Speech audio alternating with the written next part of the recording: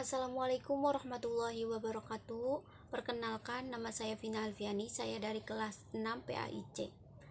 Dalam pembahasan kali ini, saya akan membahas tentang review video yang saya cari ini di YouTube tentang kebijakan pendidikan. Review kali ini tentang pengertiannya dulu.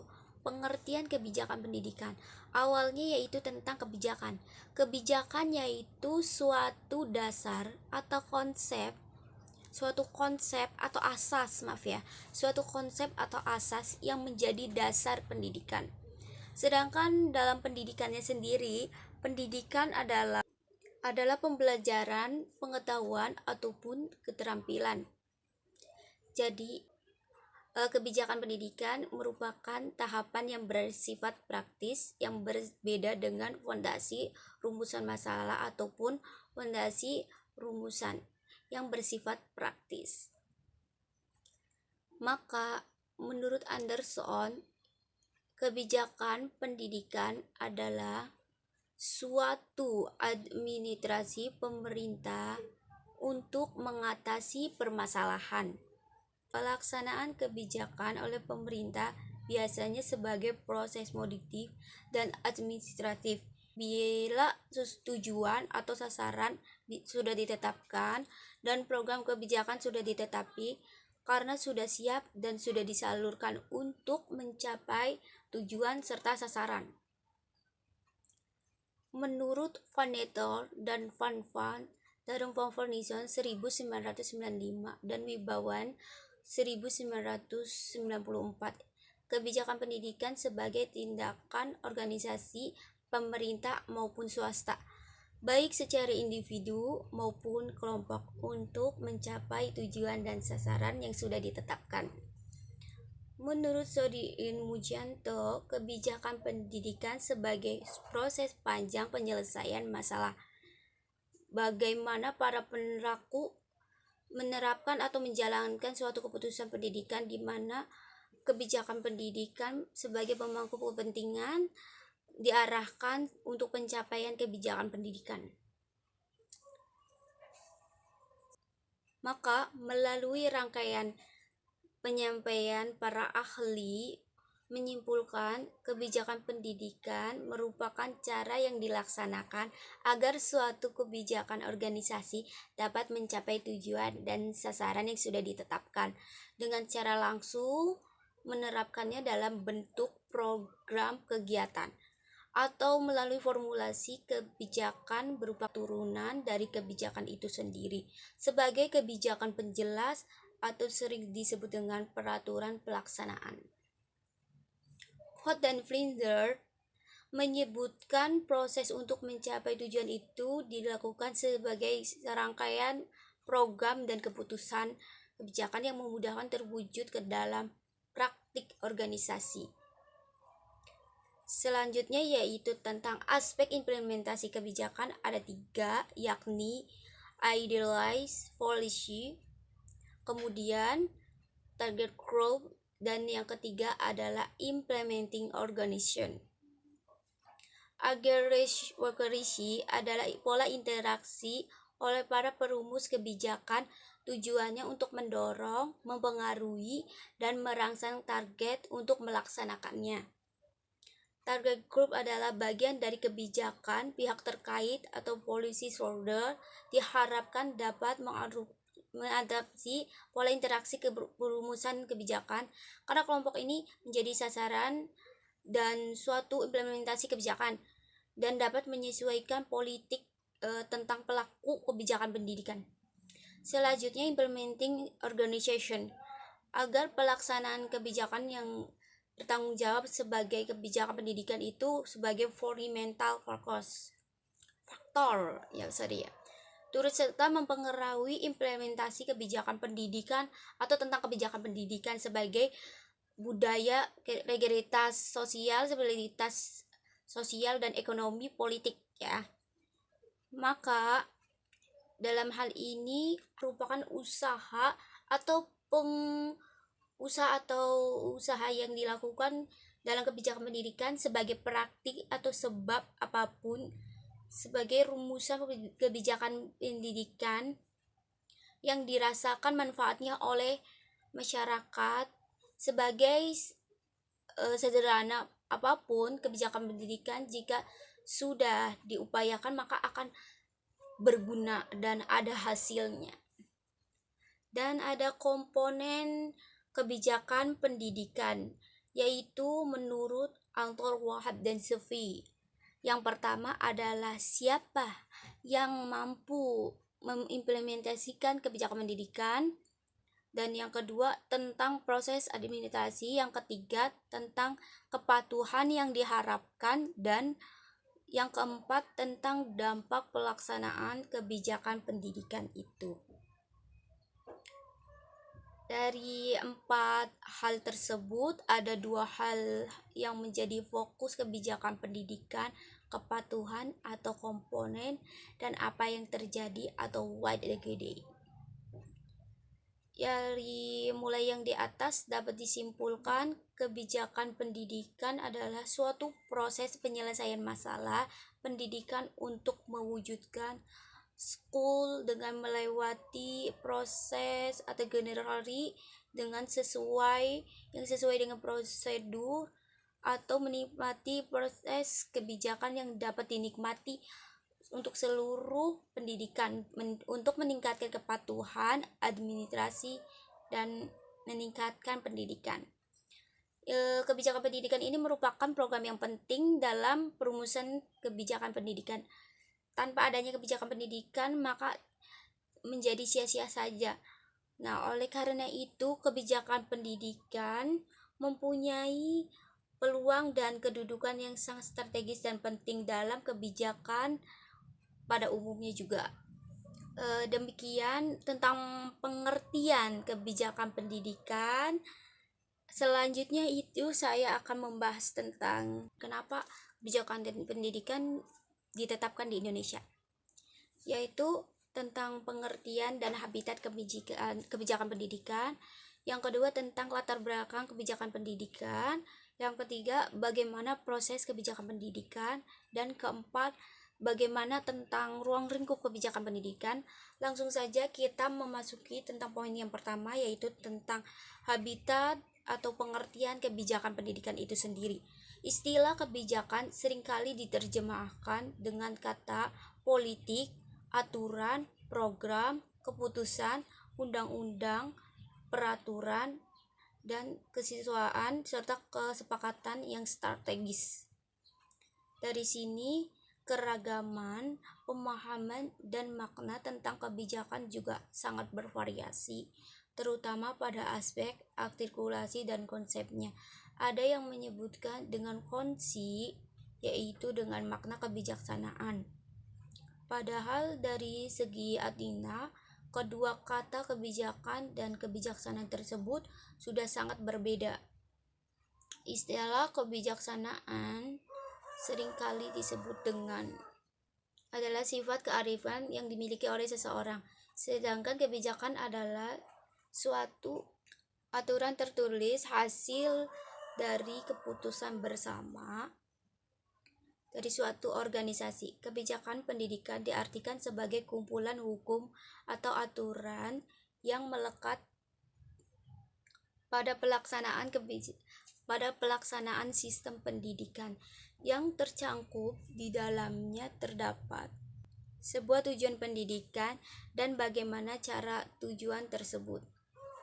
Kemudian saya akan membahas tentang bagaimana cara mencapai tujuan tersebut. Adapun cara untuk mencapai tujuan tersebut yaitu bagaimana tentang seorang siswa memahami tentang kebijakan pendidikan tersebut. Kemudian ada lagi yaitu contoh dari kebijakan pendidikan, yaitu ada undang-undang, 2 peraturan pemerintah, 3 keputusan presiden, 4 keputusan menteri, 5 peraturan daerah, 6 keputusan bupati, dan sebagainya. Peraturan kebijakan ini bersifat melekat, serta wajib untuk dilaksanakan oleh objek pendidikan.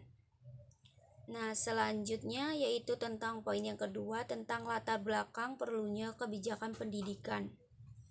Dalam latar belakang kebijakan pendidikan yaitu diantara tujuan negara kita adalah mencerdaskan kehidupan bangsa dengan melaksanakan semua aturan-aturannya serta pendidikan, ya kan.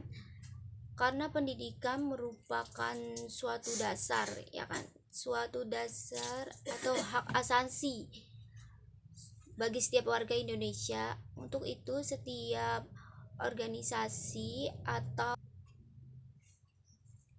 berhak memperoleh pendidikan, ya. Dalam setiap negara ataupun setiap manusia perlu atau sangat penting untuk melakukan pendidikan yang memiliki status sosial yang bagus serta pendidikan itu harus sesuai dengan suatu proses mahasiswa ataupun apapun pendidikan itu tersebut. Adanya kebijakan pendidikan di Indonesia yakni terdapat pada latar belakangnya. Nah, latar belakangnya yaitu pada pertumbuhan harus berbalisasi setara, harus sesuai dengan pendidikan. Pertumbuhan sangat merasakan jauh gitu. Terutama pada pertumbuhan dalam pendidikan itu tersendiri. Nah, dalam hal ini pendidikan sangat penting untuk dicapai sehingga globalisasi tersebut melibatkan persaingan antara negara. Apalagi di Indonesia yang secara umum memiliki standar pendidikan yang lebih rendah dibandingkan negara-negara lain, khususnya terhadap negara-negara yang tinggi seperti Cina dan lain. Oleh karena itu perlu adanya suatu kebijakan guna memenuhi target, guna menyesuaikan harapan atau tujuan yang sesuai. Peningkatan mutu tersebut bisa diperoleh melalui partisipasi, kelenturan pengelolaan, peningkatan proses mutualisme, serta hal-hal lain yang dapat mengembangkan suasana yang kondusif. Nah, dalam hal ini juga sangat penting ya, yang poin ketiga yaitu proses kebijakan pendidikan. Dalam proses kebijakan pendidikan ada pengertiannya yaitu menurut Roots dan Steamer ada 3 jenis kebijakan yaitu formulasi, implementasi, dan evaluasi. Tahap pertama tentang formulasi. Formulasi atau pendatang ada juga tentang kebijakan dalam pemerintah yang dilakukan oleh faktor politis. Formulasi ini mencakup tentang kepemimpinan yang berpengaruh oleh kebijakan, jenis pemanfaat yang dihasilkan pelaksanaan program, serta sumber daya yang diperlakukan. Tapi yang kedua ada implementasi kebijakan pendidikan, di mana pada prinsipnya adalah cara yang dilaksanakan agar sebuah kebijakan pendidikan dapat tercapai suatu tujuannya. Jadi di sini setelah dilakukan kebijakan dan dirumuskan dan dipublikasikan, kemudian dilaksanakanlah tolak ukur kebijakan pendidikan yang terdapat pada implementasinya. Kemudian tahap yang ketiga ada evaluasi kebijakan pendidikan. Evaluasi kebijakan dilaksanakan sebagai proses untuk mengetahui sejauh mana keefektifan kebijakan guna mempertanggungjawabkan kepada semua pihak terkait. Jadi, dengan kata lain, sejauh mana tujuan kebijakan tersebut telah tercapai. Jadi, pada tahap ketiga ini ada proses pengupayaan kebijakan pendidikan apa saja yang sudah ditetapkan tadi sudah mencapai target atau belum. Jadi tentang kebijakan yang dibuat tadi kalau belum sesuai maka akan dibuat kebijakan baru lagi. Nah, jadi harus sesuai ya. Maksudnya poin yang terakhir yaitu agar ruang lingkup kebijakan pendidikan ya. Jadi biar tercapai itu bagaimana? Nah, ini perlu evaluasi kebijakan pendidikannya ya.